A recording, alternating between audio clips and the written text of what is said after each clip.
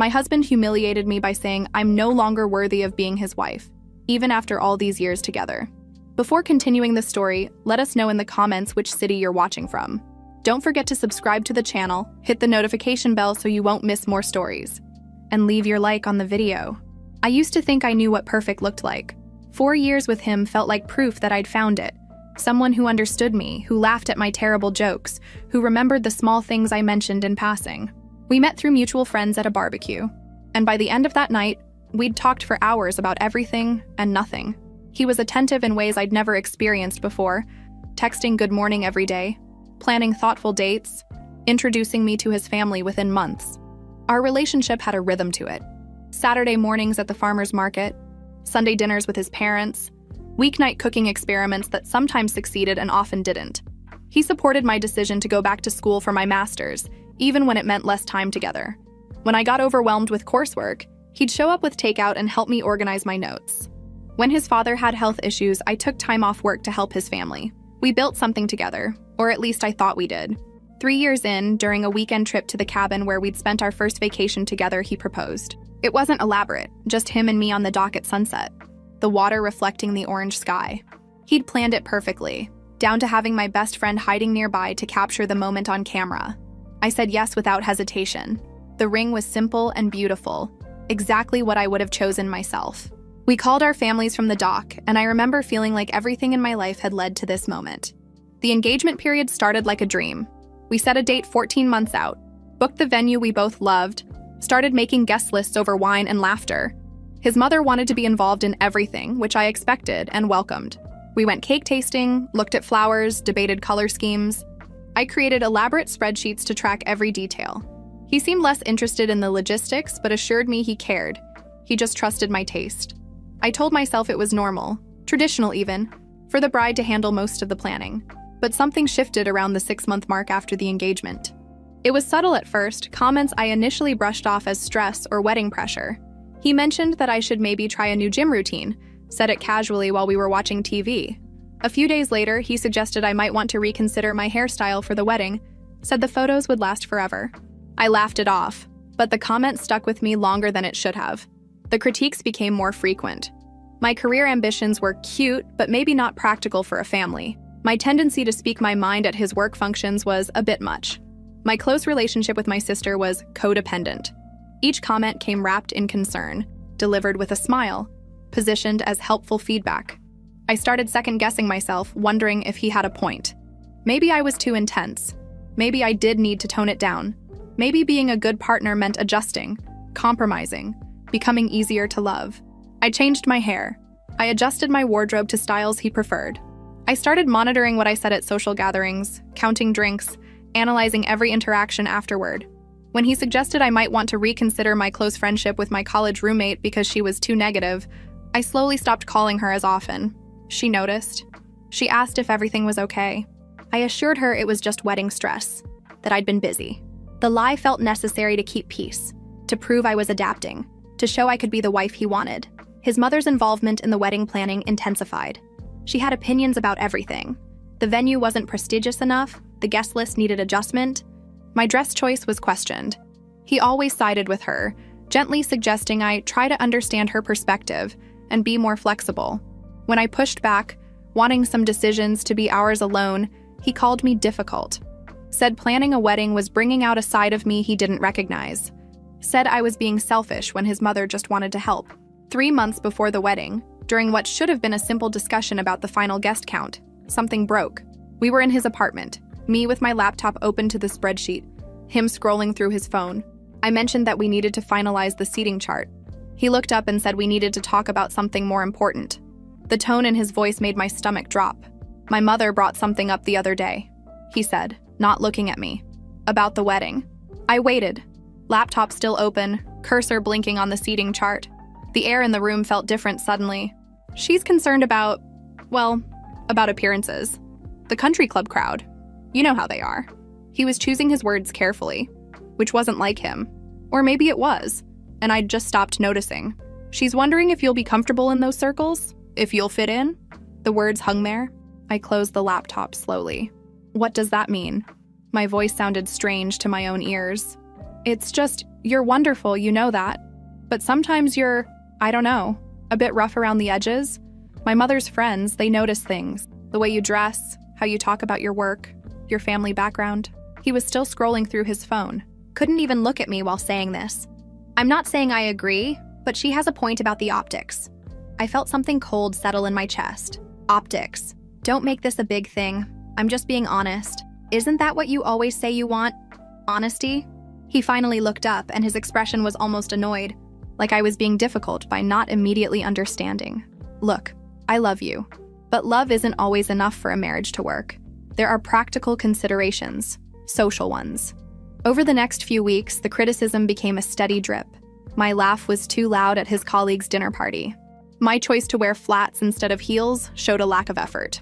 The promotion I'd been excited about at work was nice, but middle management isn't exactly impressive. When I got emotional about his comments, he said I was being oversensitive, that he was trying to help me improve.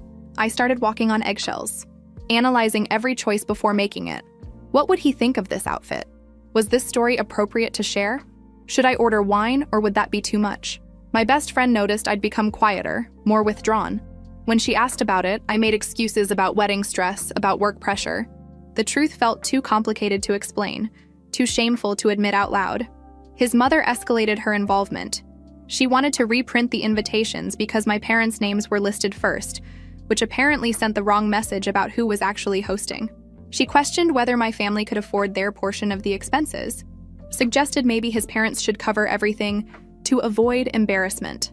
He thought these were reasonable concerns. When I objected, he sighed like I was being exhausting. "You're not making this easy," he said one night, after I'd pushed back on his mother wanting to choose my bridesmaids' dresses. Marriage is about compromise, about putting the family first. My mother is just trying to ensure everything is done properly. "What about my family?" I asked. "Don't they matter?" "Of course they do, but let's be realistic about what they can contribute versus what mine can." The way he said it, like it was obvious, like I should have already understood this hierarchy. This is about setting us up for success. My family has connections, resources. We need to think strategically.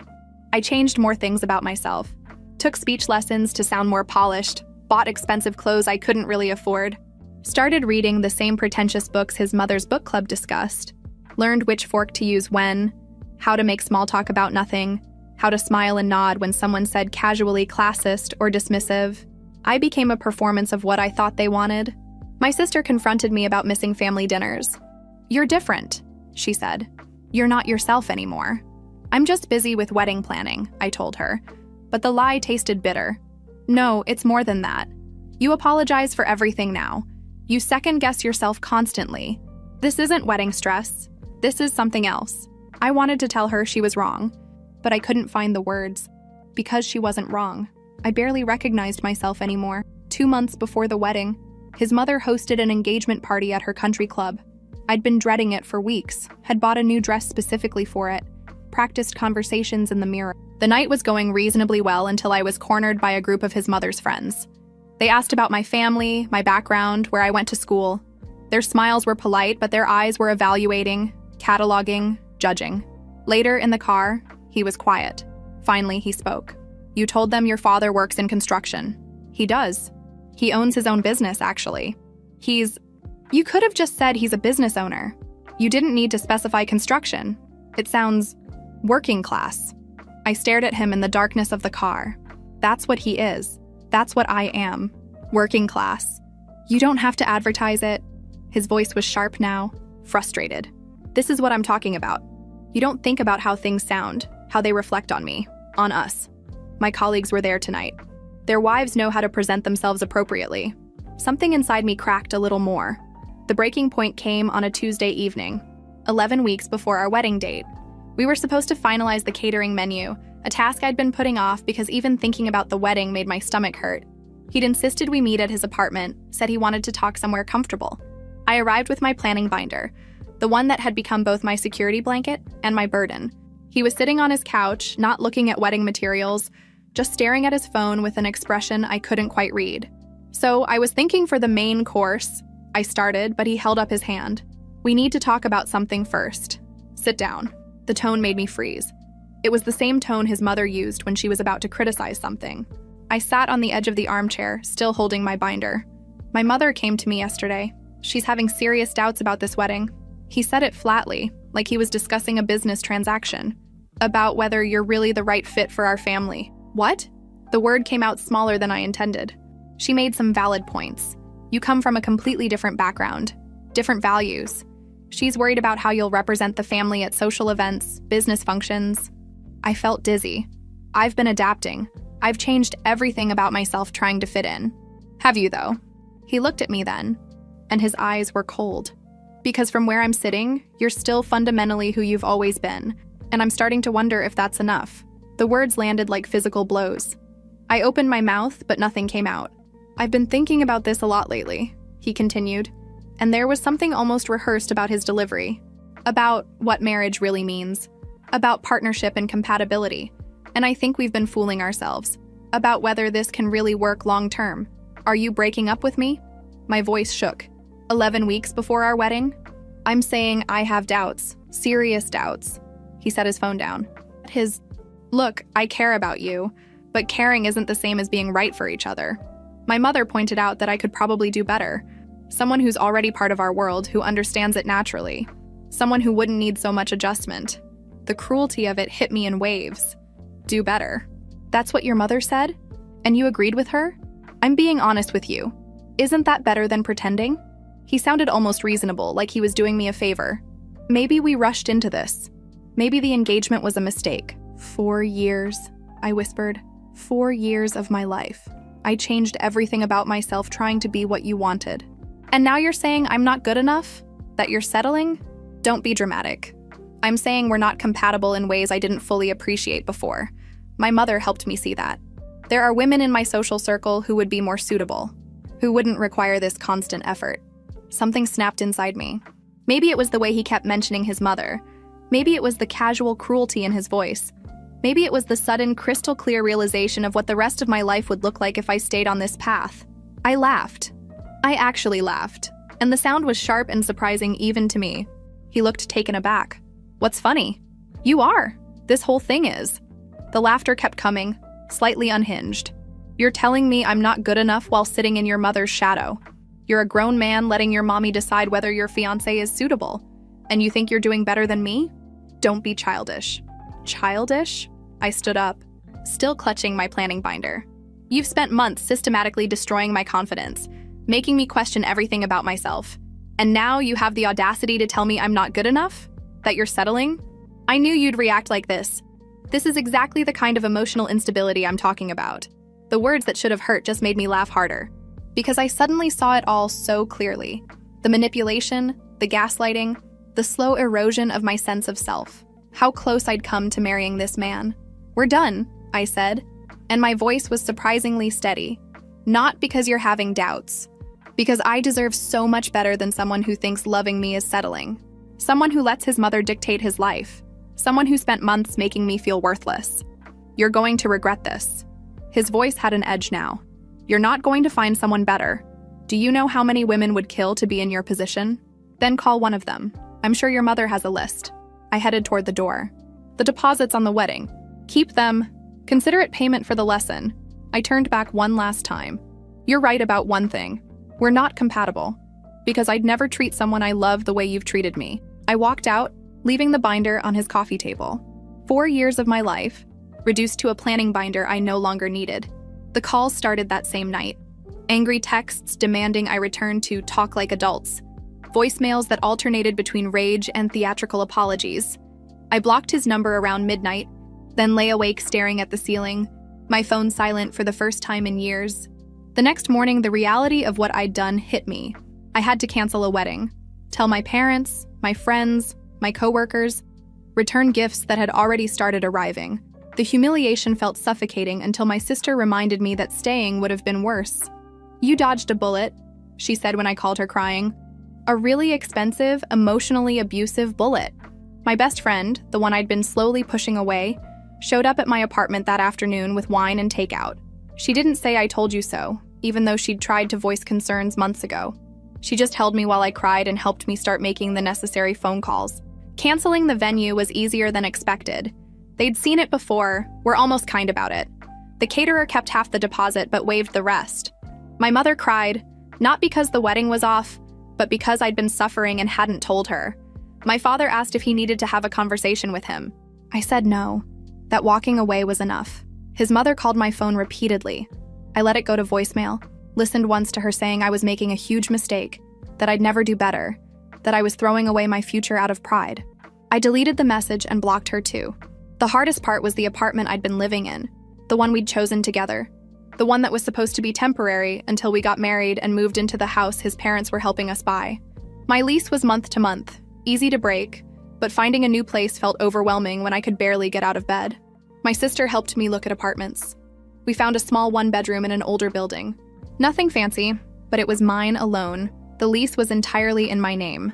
The deposit came from my savings, not family money or his contributions. Signing those papers felt like taking my first real breath in months. Moving day was strange. I didn't have much that was actually mine. I'd left behind so much when we'd merged our lives. The coffee maker he'd bought because mine wasn't good enough.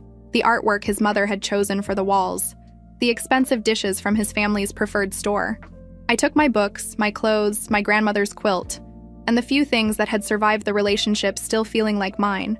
His messages found new avenues. Email, social media. He created new phone numbers. The anger phase lasted about a week. Messages calling me ungrateful, stupid, sabotaging my own future. Then came the apology phase. Long rambling messages about how he'd made mistakes, how he wanted to work on things, how we could get through this if I'd just give him another chance. I didn't respond to any of it. My therapist, who I'd stopped seeing 6 months into the engagement, welcomed me back with gentle understanding. She helped me see the patterns I'd missed, the ways I'd been manipulated so gradually I hadn't noticed the water boiling. "You weren't crazy," she said during one session. "You were being gaslit." Hearing it out loud, having someone validate what I'd experienced, made something tight in my chest finally loosen. The third phase of his messages was the threats. Not physical ones, but emotional manipulation dressed up as concern. "You'll regret this when you're alone. No one else will put up with you like I did. You're going to realize too late that I was the best you could do." I blocked every new account, every new number. My friends ran interference when he showed up at places he knew I'd be. After the third time, my best friend's boyfriend, who looked more intimidating than he actually was, had a quiet word with him in a parking lot. The surprise appearances stopped. Slowly, quietly, without me quite noticing when it started, I began feeling lighter. I could eat what I wanted without calculating whether he'd comment on my choices. I could wear comfortable clothes without worrying if they were polished enough. I could laugh loudly, speak freely, exist without constant self-monitoring. My sister said I looked different, softer somehow, more like myself. I hadn't realized how tense I'd been carrying myself until I stopped. 3 months after the breakup, I accepted an invitation to a friend's birthday party. I almost didn't go, still getting used to being social again, but my best friend insisted. It was small, casual, held in someone's backyard with string lights and a playlist that was more nostalgic than current. That's where I met him. Not the ex. Someone new, someone different. His name was Owen. He was a friend of the birthday host's brother, someone I'd never met before.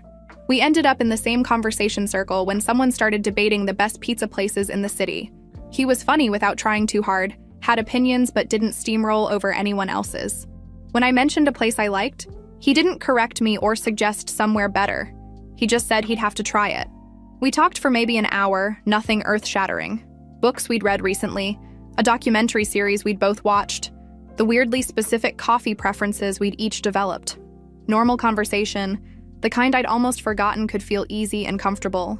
When the party started winding down, he asked if I wanted to exchange numbers, not in a pushy way, just casual and open. "No pressure," he said, "but I'd like to keep talking to you if you're interested." I was rusty at this. Dating felt like something from another lifetime, but something about his directness, the lack of games, made me say yes. We texted sporadically over the next week. Nothing intense, just occasional messages about random things. A funny sign he'd seen. A question about the documentary series. He never double-texted when I didn't respond immediately, never got weird about response times. It was so different from the early days with my ex, where every text had been a calculated move in some unspoken game. 2 weeks after the party, he asked if I wanted to get coffee. I almost said no. The idea of dating, of putting myself out there again, felt exhausting. But my therapist had been encouraging me to try new things, to not let my ex's treatment define how I saw relationships. So I agreed. The coffee date lasted 3 hours. We sat in a corner cafe and just talked. He told me about his work as a graphic designer, showed me some of his projects on his phone, asked about my job in marketing, actually listened to my answers, asked follow-up questions that showed he was paying attention. When I mentioned I'd been engaged recently, he didn't pry. Just said that must have been difficult, and let me decide how much to share. I'm still figuring out who I am outside of that relationship, I told him, surprising myself with the honesty. So I'm not really looking for anything serious right now. That's fair, he said simply. We can just see where things go. No expectations. The lack of pressure was what kept me coming back. We went on more dates, a museum exhibit, a walk through a park, dinner at a place neither of us had tried before. He paid sometimes. I paid sometimes. We split sometimes. He never made it a thing. Never kept score. About a month in, during one of our evening walks, he said something that stuck with me. You apologize a lot, you know, for things that don't need apologies. I felt my defenses rise immediately. I do? Yeah. Like just now, you apologized for wanting to stop and look at something. You apologize when you have opinions. When you want to choose the restaurant. He said it gently, not as criticism. You don't need to do that. Not with me. The observation sat with me uncomfortably. He was right. I'd been apologizing constantly, running everything through a filter of whether it might annoy him, whether I was being too much, too difficult, too opinionated. The habits my ex had trained into me hadn't disappeared just because the relationship had. I'm working on it, I said finally. In therapy? Good. He smiled. For what it's worth, I like when you have opinions, when you tell me what you actually want instead of asking what I prefer. It makes things easier, not harder. Over the next few months, our relationship developed naturally. He never pushed for more than I was ready to give. When I had bad days, triggered by something that reminded me of my ex, he gave me space without making me feel guilty about it. When I was ready to talk, he listened without trying to fix everything. He met my friends organically, at gatherings and hangouts, not as some formal test. They liked him, but more importantly, I noticed they relaxed around him. My best friend pulled me aside after one dinner and said, "He's good for you. You smile more." Around the 5-month mark, during a particularly rough therapy session where I'd been processing some of the deeper damage from my previous relationship, I came home to find he'd dropped off groceries at my apartment. Just basics. Milk, bread, coffee, some fruit. Nothing dramatic. Just a simple gesture because he knew I'd been too overwhelmed to shop. He texted, "Left some stuff at your door. No pressure to thank me or see me tonight if you're not up for it. Just didn't want you to worry about breakfast tomorrow." I sat on my apartment floor and cried, but not from sadness. From the realization that this was what thoughtfulness looked like without strings attached, without keeping score, without expecting performance in return. My therapist had been right. Not all relationships were like the one I'd escaped. Some people actually meant it when they said they cared about you. Some people showed up without needing a trophy for it. I was starting to believe I deserved that kind of care. Starting to believe I was worthy of it without having to change every part of myself first. 7 months into dating Owen, I thought I was doing better. I'd stopped apologizing constantly. Started expressing preferences without anxiety. My therapist said I was making real progress in unlearning the defensive patterns my ex had created. Then came the dinner with Owen's work friends. It was supposed to be casual, just a group gathering at someone's apartment, potluck style. I'd brought pasta salad and spent probably too long choosing what to wear, eventually settling on something comfortable but nice.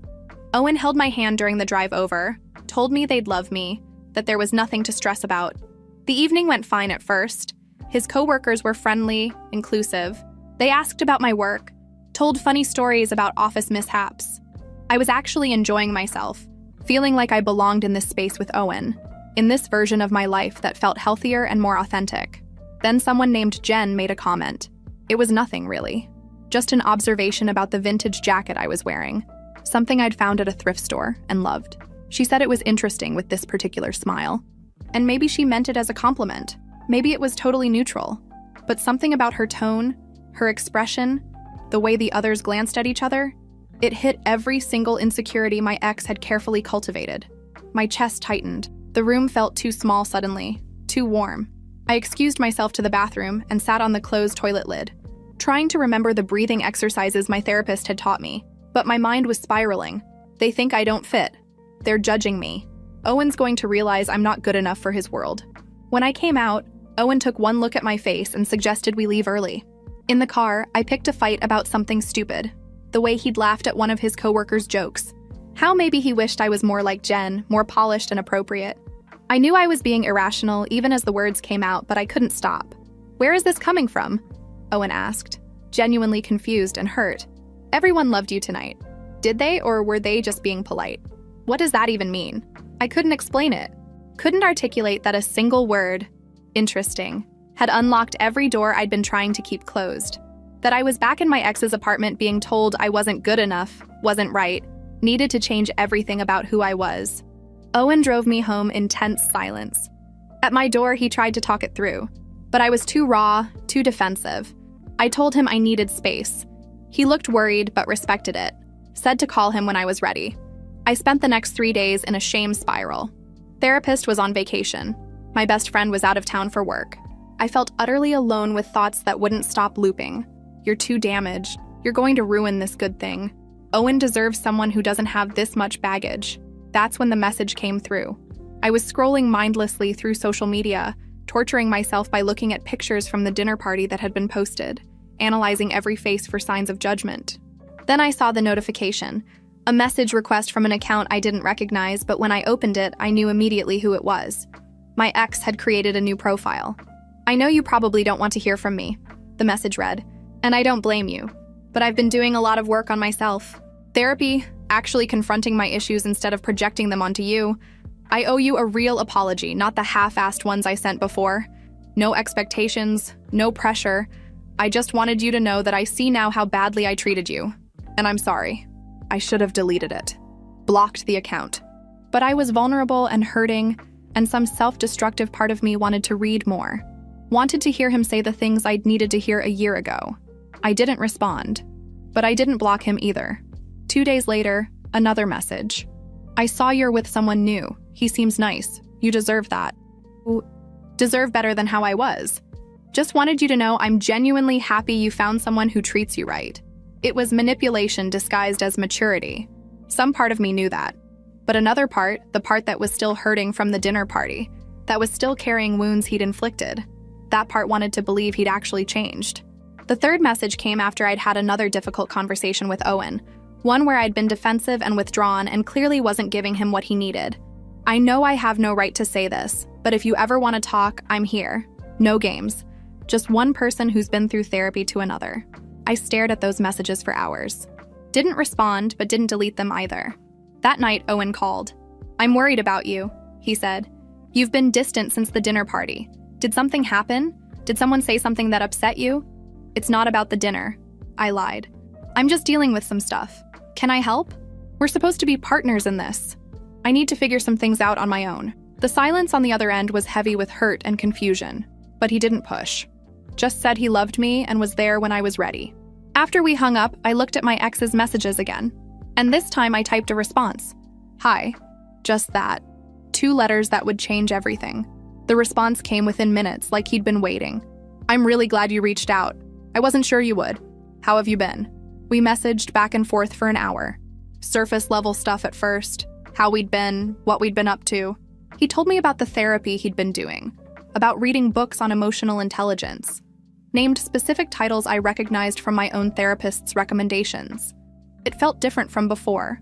More self-aware. "I've been thinking a lot about how I treated you," he wrote. "About how my mother's influence shaped my behavior. How I used her as an excuse instead of making my own decisions. You deserved a partner, not someone who let his family dictate his relationships." The words I'd needed to hear a year ago. Over the next week, the messages became more frequent. He was careful, never pushy, always respectful. He asked about my work, remembered details, sent me articles about topics we'd discussed. Then he started showing up. The first time felt coincidental. I was at my usual coffee shop when he walked in, looked surprised, asked if he could join me, said he'd moved back to the neighborhood. It seemed plausible. We talked for 2 hours, He was different in person, or maybe I wanted him to be. Less critical, more interested in listening. He asked about Owen without malice, said he hoped I was happy. When I mentioned some rough patches, he didn't pounce, just nodded sympathetically. "Relationships are hard," he said. especially when you're still healing. I know I contributed to that for you. I'm sorry. The second coincidence happened at the grocery store. He laughed when he saw me, said something about the universe working mysteriously. We got coffee again. I need to tell you something, he said. I don't want you to think I'm trying to manipulate you. I just need to be honest. My heart rate picked up. Okay. I dated someone after you. Someone my mother approved of, everything I thought I wanted. But she wasn't you. After 6 months, I realized I'd made the biggest mistake of my life letting you go. That's not fair, I said, but my voice was shaky. You can't just say that now. I know it's not fair. You've moved on. I'm not asking you to do anything with this. I just needed you to know that I see it now. What I had and destroyed. And if I could go back and do everything differently, I would. The words wrapped around me like a familiar blanket. Over the next 2 weeks, he was everywhere. The farmer's market, the park where I ran, my favorite bookstore. Each time with explanations, each time resulting in more conversation, more apologies, more declarations of change. I started hiding these meetings from Owen. Not consciously at first, just not mentioning them. Then actively lying when he asked about my day. Creating excuses for why I couldn't see him, why I was distracted. Owen noticed. Are you seeing someone else? He asked after I'd canceled plans for the 3rd time in 2 weeks. No. God, no. I just need space to figure some things out. What things? A month ago we were fine, and now I feel like I'm losing you and I don't understand why. The hurt in his voice should have been enough to snap me out of it. Instead, I got defensive. Maybe we moved too fast. Maybe I'm not ready for a serious relationship. Where is this coming from? His voice cracked. Did I do something? This isn't about you. It's about me needing to work through my own stuff. He left that night looking devastated. Instead of calling him to fix it, I messaged my ex. Can we meet tomorrow? I really need to talk. He responded immediately. Of course. Whatever you need, I'm here. The next afternoon, we met at that coffee shop. He'd already ordered my usual drink when I arrived. I don't know what I'm doing, I told him. Everything is so confusing. You're processing trauma, he said gently. What we had, what I put you through, that doesn't just go away because you meet someone new. Maybe part of you needs closure with me before you can really move forward. Is that what this is? Closure? He reached across the table, stopped just short of touching my hand. I don't know what this is, but I know I've never stopped loving you. And I know I'd do anything for another chance to prove I can be the person you deserved all along. I should have left. Should have said this was wrong, that I was with Owen, that no amount of pretty words could undo what he'd done. Instead, I let him take my hand. The meetings became more frequent. Coffee turned into walks. Walks turned into dinners. We talked for hours about everything we'd never properly discussed before. His childhood, his relationship with his mother, the pressure he'd felt to meet impossible standards. He was vulnerable in ways he'd never been when we were together. It felt like meeting a different person, or maybe seeing the person he could have been all along. My therapist says I was projecting my own insecurities onto you, he said one evening. Making you feel inadequate because I felt inadequate. I'm working on that now. Really working on it. Meanwhile, Owen was calling less, texting less. The distance I'd created was becoming real, permanent. Part of me knew I was destroying something good. The other part couldn't seem to stop. 3 weeks into this gray area of emotional infidelity, my ex suggested we take a longer walk, somewhere outside the city. I knew it was a bad idea. I also said yes. We drove to a state park, spent hours on the trails talking. He was attentive in ways I'd forgotten, asking questions and actually listening. No interruptions, no corrections, no subtle criticisms. Just present, engaged interest. I miss this, he said as we sat on a bench overlooking a small lake. Just being with you. No pressure, no expectations. We were never like this, I reminded him. This version of us didn't exist before. I know. That's my fault. I was so caught up in what I thought I was supposed to want that I couldn't see what I actually had. He turned to face me, but I see it now, and I understand what I lost. When he leaned in to kiss me, I should have pulled away. Should have said this was wrong, that I had a boyfriend who'd been nothing but good to me. Instead, I let it happen. We didn't sleep together that day, but we crossed enough lines that the guilt was crushing. On the drive back, I was quiet. He held my hand, told me not to overthink it. That night, Owen called. I almost didn't answer. I can't do this anymore, he said, voice tired. The distance, the not knowing where we stand. I love you, but I need to know if you're still in this relationship or if I need to let you go. The ultimatum was gentle but firm, but instead of giving him honesty, I gave him half-truths. I'm still in this. I just need a little more time to work through some things. What things? You keep saying that, but you won't tell me what's actually going on. It's complicated. Then uncomplicate it. Talk to me. The guilt made me defensive. Maybe I'm not good at relationships. Maybe I'm too damaged. Don't do that, he said quietly. Don't use your ex as an excuse to push me away. I've been patient, but I need something from you here. I wanted to choose him. Logically, rationally, I knew Owen was right. Stable, kind, healthy. But emotionally, I was caught in the undertow. I need more time, I repeated weakly. After we hung up, my ex texted, "You okay? You seemed off earlier. Want to talk?" We started meeting more frequently, always with plausible excuses, always in places where we wouldn't run into anyone we knew. The physical line kept getting closer. Intense conversations that ended with his hand on my face, walks that ended with kisses that lasted too long. "I want you," he said one afternoon after another kiss. "But I don't want to rush this. I want to do it right this time. I want you to be sure." The manipulation was so smooth I almost didn't see it. Owen and I had plans that weekend, dinner with his parents. But my ex called that morning, said he needed to see me, that he was having a hard day. I canceled on Owen, made up a work emergency, heard the hurt in his voice when he said okay. Instead, I spent the afternoon with my ex. We got takeout, went back to his apartment. The first time I'd been there since the breakup. We ate on the couch, talked about old times, laughed about inside jokes I'd almost forgotten. "I could see us here again," he said, really making it work this time. "I'm with someone else," I reminded him, but the words felt hollow. "Are you, though? Because you're here with me. You've been here with me for weeks now. In every way except physically." He wasn't wrong. That night, we kissed again. And this time, when things progressed, I didn't stop them. Didn't think about Owen waiting for me to call. Didn't think about the betrayal. Didn't think about anything except the familiar rush of intensity. Afterward, lying in his bed, the reality of what I'd done crashed over me. I'd cheated. Actually, fully, unambiguously cheated. On someone who'd been nothing but good to me. "Don't spiral," my ex said, pulling me closer. "This was inevitable. What we have, this connection, it's bigger than timing or circumstances." I wanted to believe him.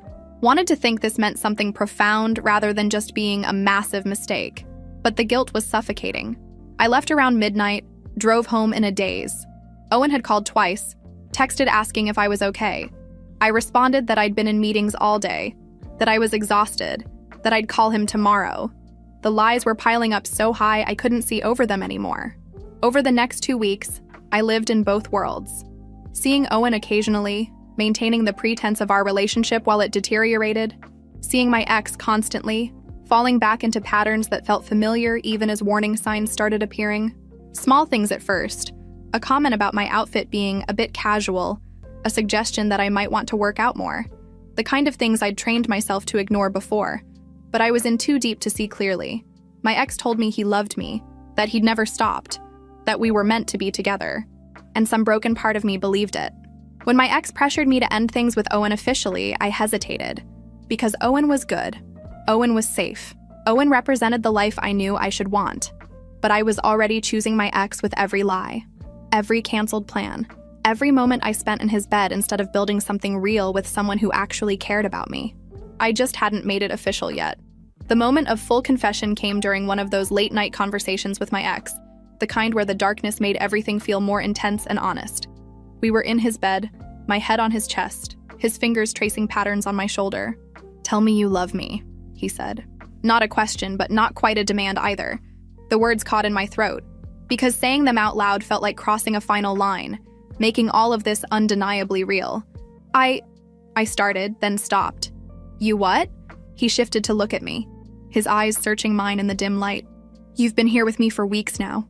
You chose me over him tonight. Yesterday, the day before. Just say it. Say what we both know is true. I love you." The words came out as a whisper, but they were out there now. Irretrievable. I never stopped loving you. Even when I hated you, even when I thought I'd moved on, I never stopped. He kissed me then, deep and possessive, like he'd won something. And maybe he had. "Then you need to end it with him," he said afterward. "Really end it. Be with me properly. Give us a real chance this time. I will.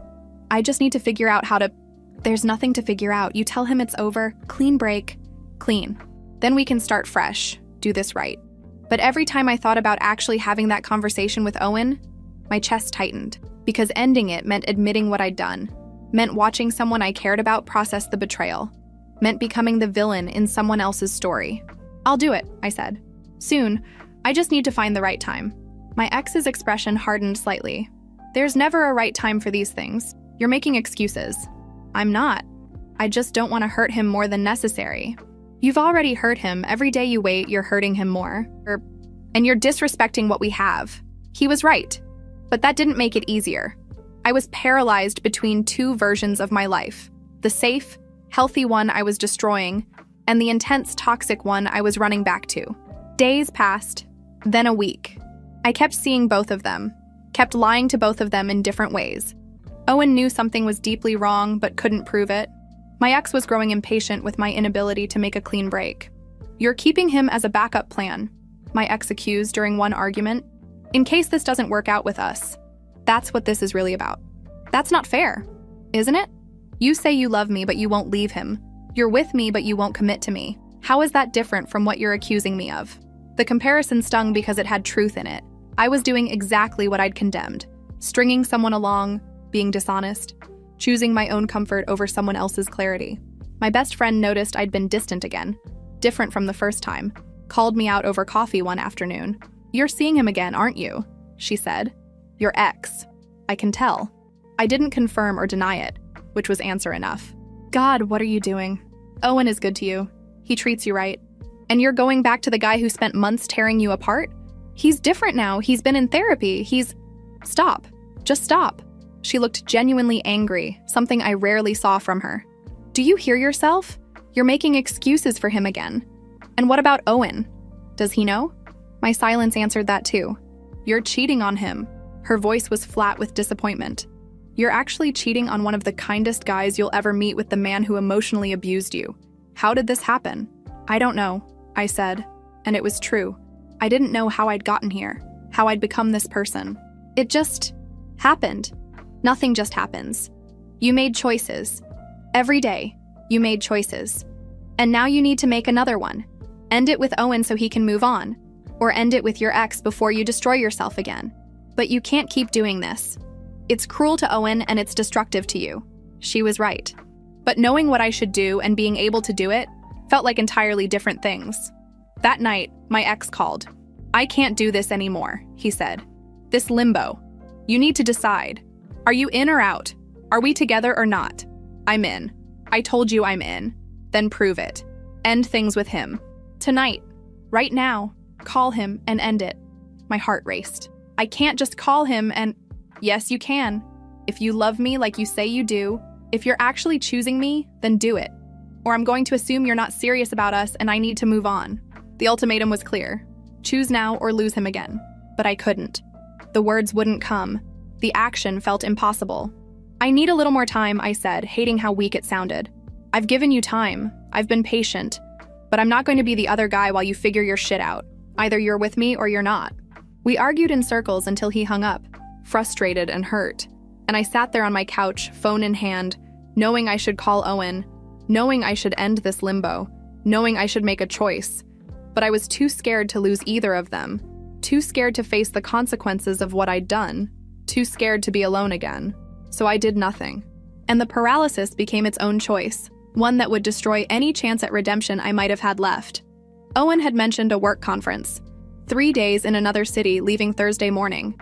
He'd asked if I wanted to do something special before he left. I'd made an excuse about work deadlines. The truth was I wanted freedom to be with my ex without the constant juggling. Wednesday afternoon, Owen texted, "Conference got pushed back. Not leaving until Friday. Want to grab dinner tonight?" I panicked. My ex and I had plans. "Can't tonight," I texted back. "This work thing is killing me." "Rain check? You've been saying that a lot lately. I feel like I haven't really seen you in weeks." The guilt twisted, but I pushed it down. "I know. I'm sorry. This project will be done soon." "Okay. I love you." I stared at those words before typing. "You too." That evening, I went to my ex's apartment. He'd cooked dinner, set up candles, It was romantic in a way that felt both thrilling and wrong. We ate, drank wine, talked about the future he kept painting for us. After dinner, we moved to his bedroom. The guilt was always there, hovering, but I'd gotten better at pushing it away. We were in his bed when I heard it. The sound of a key in a lock. My heart stopped. Then I realized it was my apartment door. I'd given Owen a key months ago. Oh God. I grabbed my phone. 3 missed calls. 2 texts. Coming by to surprise you with dinner, and where are you? 20 minutes ago, I called him. It rang once before going to voicemail. He'd rejected it. I called again. Voicemail, again, voicemail. He knows, I said. He went to my apartment and I wasn't there, and now he knows. I threw on clothes and drove to my apartment. His car was gone. Inside, there was a bag on my counter. Takeout from my favorite restaurant, now cold. And next to it, a small box. A ring. Simple, elegant, exactly my style. I called him again. Nothing. Texted, please let me explain. Nothing. I tried his apartment. Not there. Called his brother, who answered with an edge to his voice. He doesn't want to talk to you, his brother said. Please, I just need to explain. Explain what? That you've been cheating on him? The anger was controlled but present. He came to surprise you, found you gone, got worried, called your best friend. She said you'd been acting weird, that she thought you might be seeing your ex again. He put it together. Where is he? Somewhere away from you. Leave him alone. He hung up. I sat on Owen's doorstep for 2 hours. He never came. My phone buzzed. Unknown number. Don't contact me again. We're done. I've blocked you on everything. Please respect that. I tried to call. Already disconnected. My ex called. What happened? Owen found out. He was going to propose and I ruined everything. Come back here. Let me hold you. But nothing felt okay. The next morning, my best friend texted. Owen's brother called. Owen took time off work, went to stay with family out of state. He doesn't want to see you or hear from you. And honestly, I don't blame him. I need space from this too. I can't watch you destroy yourself and hurt good people. Over the next few days, I learned through mutual friends that Owen had told them what happened. Some reached out to express disappointment. Others just quietly unfollowed me. One friend said Owen had looked devastated, like something in him had broken. I'd destroyed something good, someone good, and for what? I was with my ex now. I'd made my choice, burned every bridge to make it. So I had to believe it was worth it. Had to believe he'd really changed. It had to be worth it. Because if it wasn't, I'd destroyed everything for nothing. The first week with my ex as my official boyfriend felt like vindication. He was attentive, loving, everything I'd convinced myself he could be. We spent every evening together, made plans for the future, talked about moving in together eventually. See, he said one night, this is what it's supposed to be like. We're finally doing it right. I wanted so badly to believe him, but around the 2-week mark, small cracks started appearing. A comment about my outfit being a bit much. A suggestion that I might want to be more careful about what I ate. The familiar feeling of walking on eggshells, of monitoring myself, of shrinking. I told myself it was just adjustment, that relationships took work, that I'd sacrificed too much to give up now. 3 weeks in, we had our first real argument. About something small. I'd made plans with my sister without checking with him first. It's just that we're together now, he said. Officially. You should be considering me in your decisions. I am, but I can still see my family. Of course you can. I'm just saying it would be nice to be consulted. The word consulted sat wrong, but I apologized anyway. Old habits. 4 weeks in, he criticized my work performance. Said I was too focused on my career and not enough on us. 5 weeks in, he mentioned that maybe I should dress differently, more feminine, more refined. I was back where I'd started, just with more shame attached because this time I'd chosen it. This time I couldn't claim ignorance. 2 months in, I couldn't pretend things were different. The patterns were all there, just repackaged. The criticism, the control disguised as concern, the slow erosion of my boundaries. But I'd destroyed everything to be here. Owen was gone. My best friend had distanced herself. Other friends had quietly stepped back. I was more isolated than before, with fewer people to turn to and more shame keeping me silent. You've been distant lately, my ex said one evening. Are you having second thoughts? The question felt like a trap. No, I'm just tired. Because you made your choice. You chose me. You don't get to change your mind now.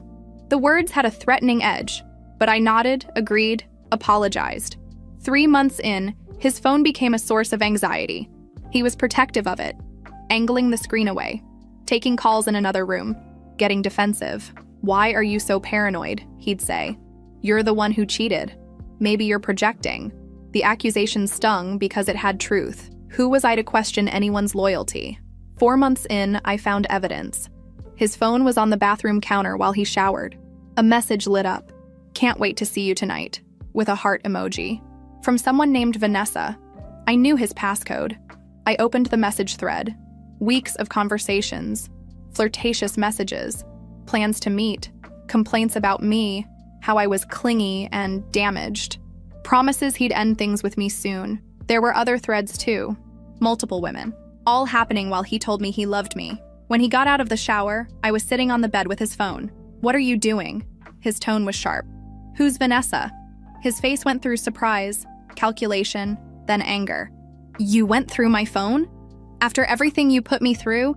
You have the audacity to invade my privacy? You're cheating on me. Multiple women. So what?" The casual cruelty was stunning. "You destroyed a good man to be with me. You think I owe you loyalty after what you did? After the person you proved yourself to be? What? You cheated on your boyfriend. You lied for months. You chose me knowing what I was capable of. You don't get to play victim now." He grabbed the phone. "Maybe if you'd been less difficult, less needy, I wouldn't have needed to look elsewhere." "I gave up everything for you," I said, voice shaking. "I didn't ask you to do that. That was your choice." He started getting dressed, casual and unhurried. "Honestly, I don't know why I wasted my time. You're damaged goods. I thought I could deal with it, but I can't. My mother was right. You were never good enough. The words were designed to destroy." "Get out," I whispered. "Gladly." He grabbed his things. For what it's worth, Vanessa is successful, confident, doesn't come with all your baggage. She's what I should have been looking for. He left. I sat in my apartment, the same one where Owen had left an engagement ring.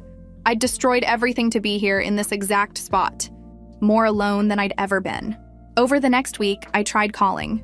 Got sent to voicemail. Saw him post on social media with Vanessa, looking happy. The life he'd promised me, he was living with someone else. My best friend finally responded to a desperate text. "I'm sorry you're hurting, but I warned you. You chose this.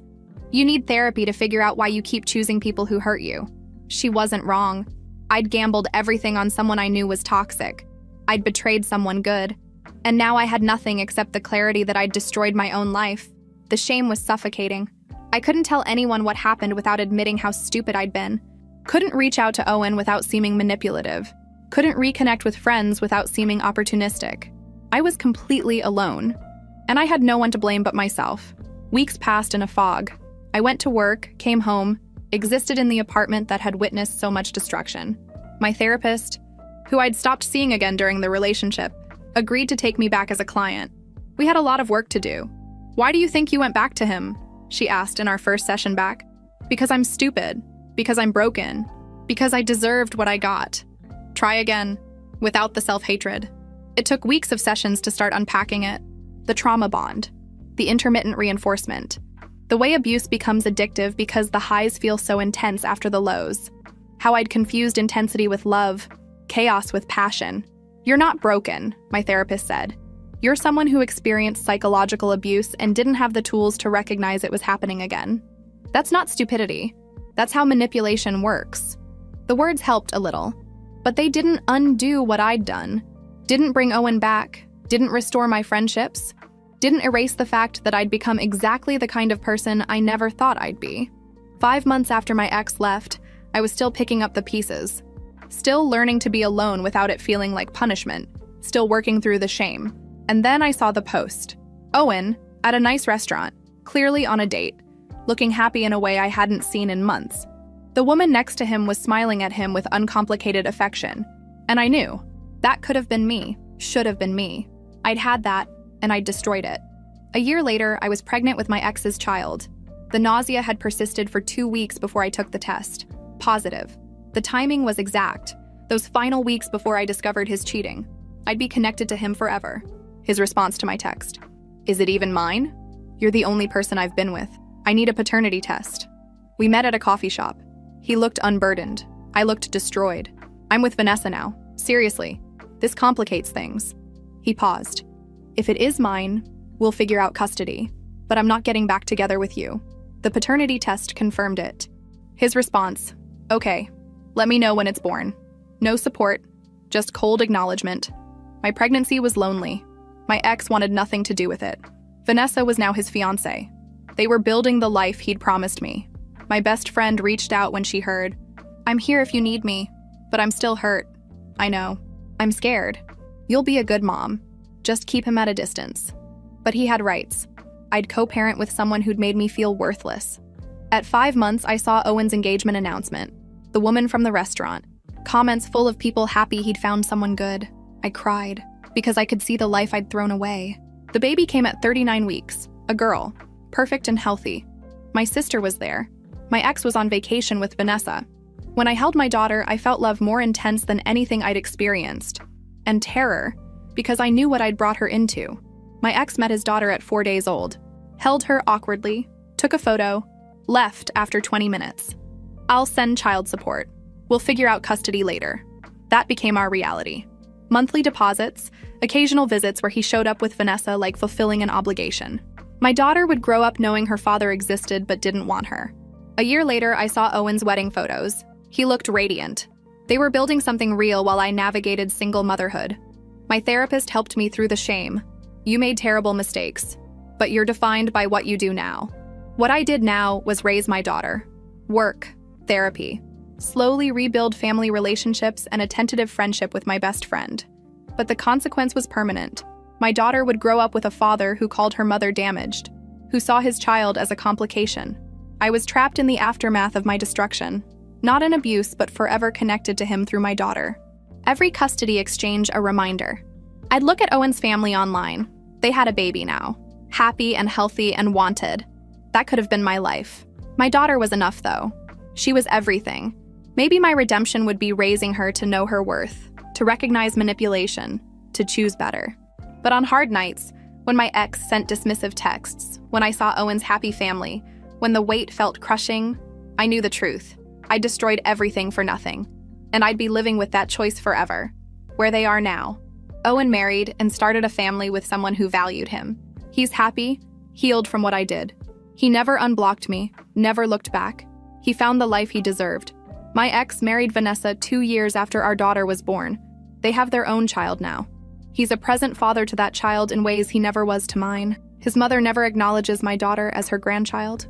My best friend and I rebuilt a cautious friendship. She's there for important things, but the closeness is gone. I destroyed that trust, and it can never fully return. My sister is my rock, showing up for every milestone my ex misses. She never says I told you so, though she has every right. My daughter is 3 now. Bright, beautiful, unaware of the complicated circumstances of her existence. But she's starting to notice her father's absence, starting to ask questions I don't know how to answer. Me? I'm surviving, working, healing, trying to be the mother my daughter deserves, living with the permanent consequence of choosing intensity over stability, manipulation over genuine love. I destroyed a good man's trust. I ruined my chance at happiness. I brought a child into a broken situation she never asked for. That's my story. That's what happens when you go back to someone who hurt you, when you betray someone good, when you confuse trauma bonding for love. I can't undo it. I can only live with it. Forever. The apartment where Owen left the engagement ring still has a mark on the counter where I dropped the box that night. My daughter plays near that spot now, oblivious to the ghost of a life that could have been. Sometimes she asks why other kids have daddies who come to school events. I tell her daddy is busy, that he loves her in his way. The lie tastes bitter. My ex sends photos of his new family on holidays. His daughter, my daughter's half-sister, dressed in matching outfits with Vanessa. My ex's arm around them both, looking like the perfect family. My daughter isn't in those photos. She's the secret, the complication, the reminder of his past mistakes. Owen's wife is pregnant with their second child, I see from social media. He's posting about nursery preparation, about being excited to be a dad again, the kind of posts he never got to make about being a dad for the first time, because I took that from him. I took that from both of us. This is my life now. Not the dramatic destruction I expected, but the quiet, persistent ache of permanent consequences. Of seeing the life I destroyed every time I look at Owen's happiness. of seeing the life I settled for every time my ex picks up our daughter and hands her back like a borrowed item. I made my choices, and now I live with them, every single day, forever.